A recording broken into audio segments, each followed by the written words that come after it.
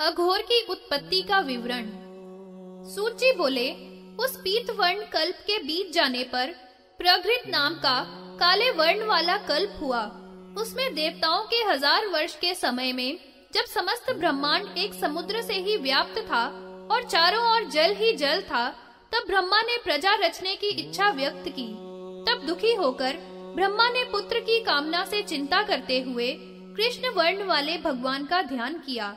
इसके बाद एक महान तेजस्वी कुमार प्रकट हुआ, जो काले रंग का महावीर और अपने तेज से प्रकाशित था। वह काले वस्त्र पहने हुए, काला सिर पर उष्णीश और काला जनेऊ धारण किए हुए था।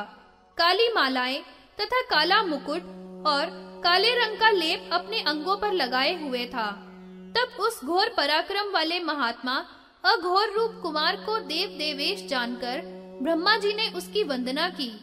प्राणायाम में तत्पर होकर महेश्वर का हृदय में ध्यान करने पर भगवान महेश्वर प्रसन्न हुए और उन ब्रह्म स्वरूप अघोर, जो घोर पराक्रम वाले हैं, ब्रह्म के ध्यान करने पर दर्शन दिए और उनके पास से काले वर्ण वाले काले चंदन से लेप किए हुए 4 महान तेजस्वी कुमारों का प्रादुर्भाव हुआ।